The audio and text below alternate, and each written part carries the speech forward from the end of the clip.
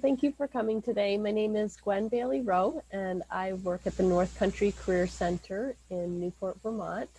Um, my job here is to coordinate adult education, which can be from age 16 to age anything really. Anybody who's interested in, getting an industry recognized credential or changing careers. We do sometimes high school students access us to take a class after high school. And sometimes it's a class that may lead to other classes at Vermont State College System. So if you don't mind putting in the chat, like just, maybe why you're here, if you yourself is interested in adult education, or if you have a student in mind who's interested, that would be great. It'll just help me with my conversation, my presentation here.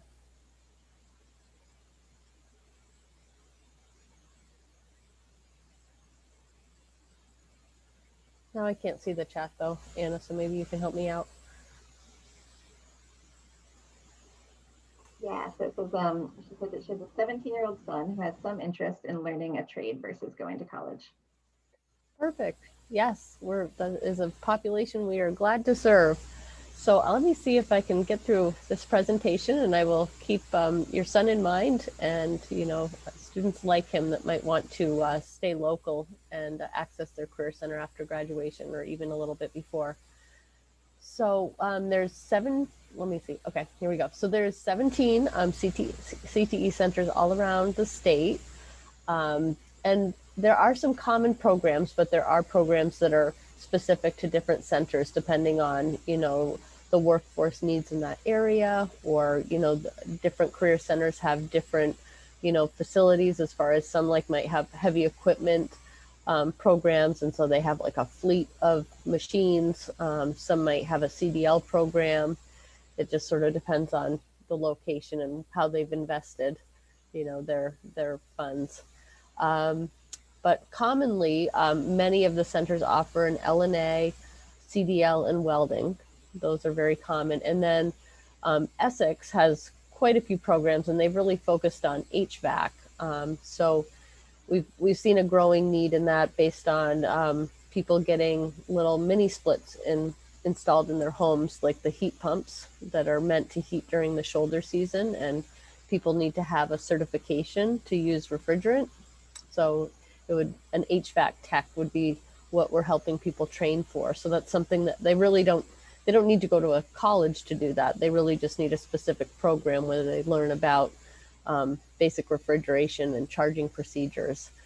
Bennington does have CNC machining, so they have a strong manufacturing base down there, and they've chose to focus on CNC machining, which is, if you're in manufacturing, there always needs to be somebody to kind of like program the computer that's like running whatever, I guess they might call it like a run, like a part. Like you need to tell the computer what to do and how to do it, and that's what CNC is. And then up in Newport, we do EMT, which we definitely have some high school students that right off the bat are interested in that. They want to get that certification. Sometimes it's just more of a volunteer basis. Sometimes it's a career. And you can also get your EMT at many local ambulance bays around the state. But we like to offer it within our career center, because then we can help with more funding for people to pay for that certification. All right, so LNA, like I said, are most common. Tons of jobs in hospitals, long-term care, doctors' offices. Many of our LNAs, well, I would say maybe 50-50. Some of them want to go right to work as an LNA, and some of them want to take some CCV classes at the same time and apply for like BTC or Castleton to become LPN or RN. This is definitely one of our most popular classes, because you do end up with a license from the Secretary of State's office and the Board of Nursing.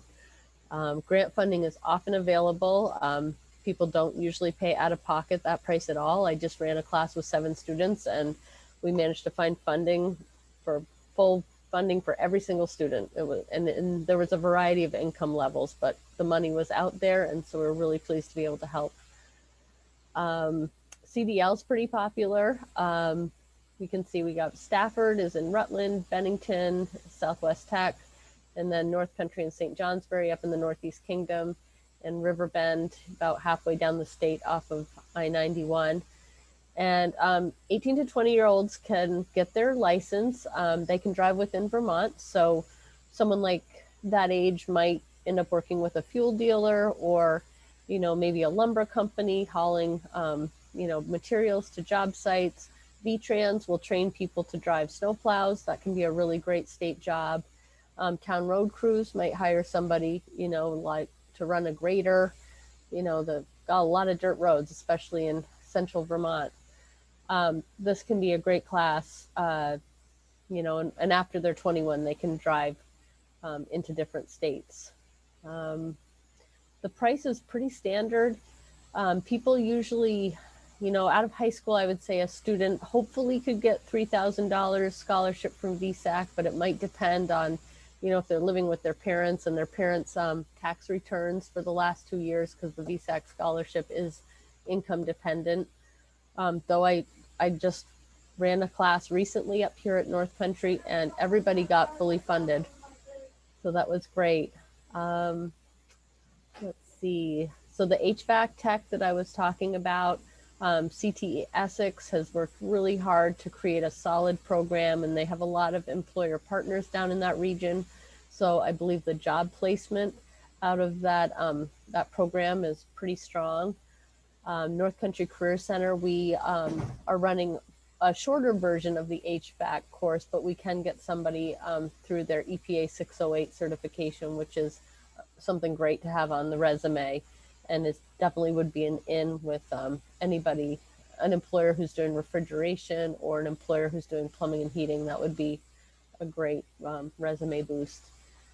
Green Mountain Tech, they focus a little bit more on like the NORA oil bronze certificate, which is more plumbing and heating, because that's to work on an oil furnace. Yeah, definitely a high demand, high pay career if people want to take it all the way. All right, and esthetician, so that at Stafford Tech put themselves out there. They're one of our only career centers that does like a cosmetology type certification, though I think a lot of us are considering maybe nail tech, maybe some of the shorter programs that could get people right to work.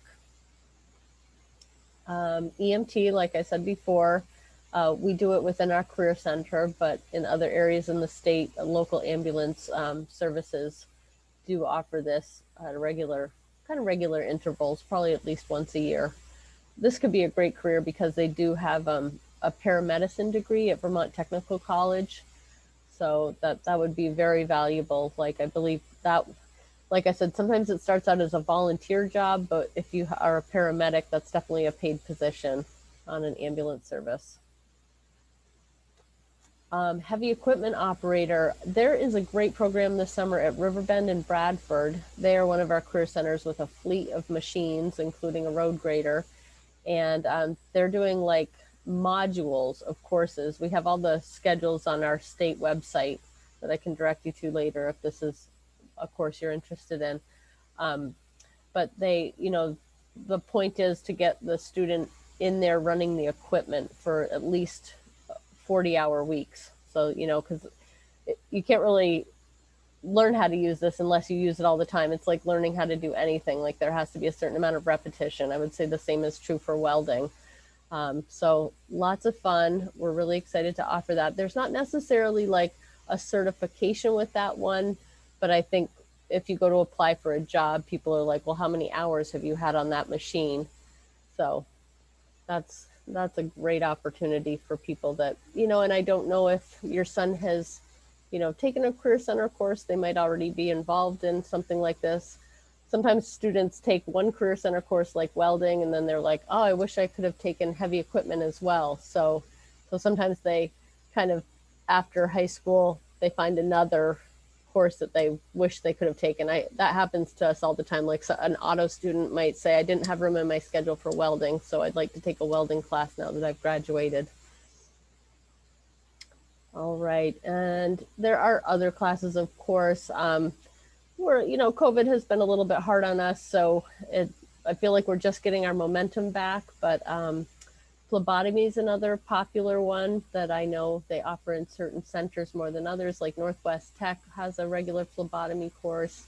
I think Rutland does as well. Some that online courses, medical assistant, medical billing and coding, and pharmacy tech. Those are kind of for people that might already be like a receptionist in a doctor's office, or, wanting to get a job in a pharmacy, and they kind of pair the like learning with the on the job experience. So I'm not sure if that would apply as much. So how and when to apply. So the cool thing is our courses are usually like a rolling admission type of thing. And there's usually like some prediction to it. Like I could tell you, we have a CDL class every spring and every fall. We have an EMT class every fall. So there's usually a rhythm. And the best way to do it would be to get in contact with your nearest career center. And the cool thing too is like around the state, like I'm not sure exactly where you live, but you might have 2 or 3 career centers around you that are within driving distance. So you could explore what each has to offer. I'm going to see if I can click right to this and we can go to our website. All right, so this is our website, vtadultcte.org. And the classes, which if it will cooperate with me, so this upcoming classes, and you can sort by careers, and you can sort by training centers. So wherever you want to search, you can just do that. Or you can just scroll down the whole list and kind of see what's going on around the state.